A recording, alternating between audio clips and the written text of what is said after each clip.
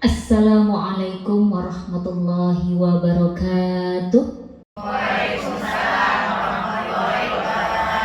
Ya, jamaah kelas Quran Qonita Qiroati, kita membahas sedikit tentang kejadian yang saat ini sedang ramai dibicarakan publik mengenai pendapat Menteri Agama yang mengatakan bahwa azan, suara azan itu diperumpamakan dengan, disamakan posisinya dengan suara gonggongan anjing.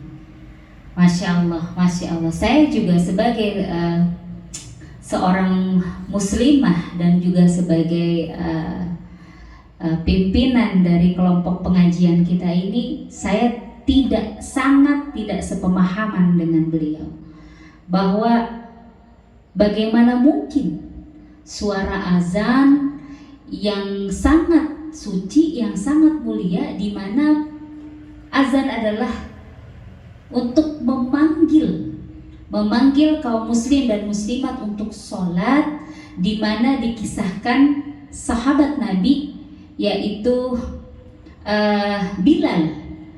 Bilal Ar-Rabah yang juga mempunyai suara yang sangat merdu. Tak kala Masjid Nabawi didirikan, Rasul mengatakan, "Ya Bilal, azanlah untuk memanggil saudara-saudara." Dia cari tempat yang paling tinggi. Maksudnya apa, Bunda? Supaya terdengar. Memang suara Bilal itu adalah suara yang indah, merdu sekali. Dia cari tempat yang tinggi. Dulu emang belum ada toa, dulu belum ada begini nih alat pengeras suara. Dia cari tempat yang tinggi dengan mengatakan azan. Dia menyampaikan azan supaya seluruh penduduk Madinah mendengar. Ada suara azan, oh berarti itu adalah panggilan sholat. Sementara kita yakinin, kalau kita sudah mendengarkan azan, sudah mendapat panggilan sholat, maka bersegeralah kamu untuk sholat. Lalu di sisi lain, ini ada hal bahwa suara azan ini coba dibandingkan gitu loh. Coba dibandingkan dengan suara gonggongan anjing, di mana nauzubillah min zalik ya. Bukan kita membenci hewan, bukan. Tapi derajat anjing itu adalah di dalam agama kita termasuk binatang yang haram dan najis. Bahkan apabila tangan kita atau bagian tubuh kita terkena liurnya, maka kita wajib untuk membasuhnya 7 kali supaya dia kembali suci. Nah, ini kok suara panggilan sholat yang agung, yang tinggi, kenapa disetarakan dengan suara gonggongan anjing?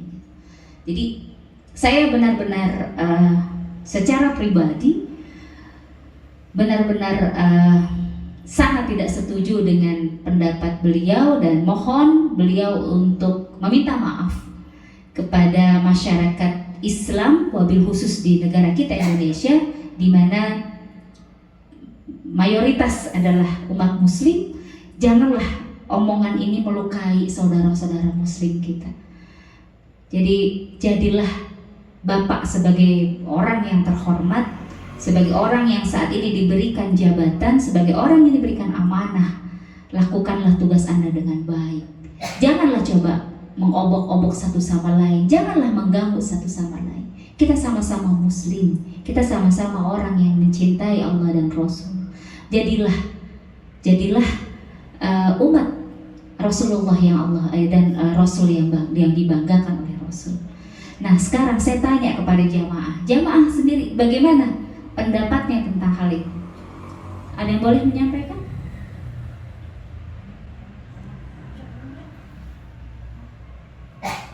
Setuju nggak?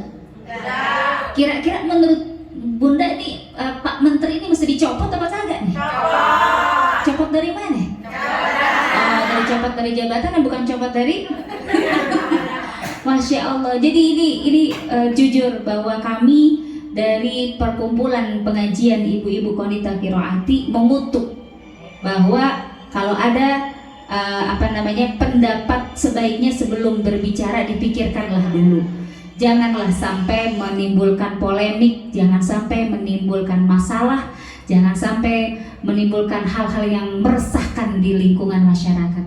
Bahwa Bapak adalah pemimpin, Bapak adalah panutan, sebaiknya berikanlah tuntunan yang baik dan tontonan yang baik kepada kami sebagai masyarakat dan rakyat pada umumnya. Mudah-mudahan Bapak mendapatkan hidayah dari Allah, segera meminta maaf kepada masyarakat muslim, wabil khusus kepada masyarakat Indonesia, dan semoga Allah mengampuni segala dosa-dosa Bapak dan Allah memberikan hidayah dan juga ampunan kepada Bapak. Oke, baik, dari kita cukup sekian. Ada yang mau menambahkan? Cukup? Udah cuma dicopot doang? Copot dari jabatannya doang? Minta maaf. Oke, baik, insya Allah. Nah, kita juga kan sebagai sesama muslim pasti juga memaafkan. Betul? Kita lapang dada, namanya orang salah itu emang kita memaafkan orang-orang yang salah. Mudah-mudahan Bapak Yakut termasuk orang-orang yang ini kesalahannya, menyadari kesalahannya, dan kita pun juga sebagai umat muslim memaafkan dengan lapang dada, dan semoga hal ini tidak terulang lagi. Oke, wabillahi taufiq wal hidayah. Wassalamualaikum warahmatullahi wabarakatuh. Waalaikumsalam warahmatullahi wabarakatuh. Kami wanita Kirohati menuntut Bapak Menteri untuk meminta maaf kepada seluruh umat Islam, khususnya umat Islam yang ada di Indonesia atas ucapannya yang telah menyamakan suara azan dengan gonggongan anjing. Jika tidak mau meminta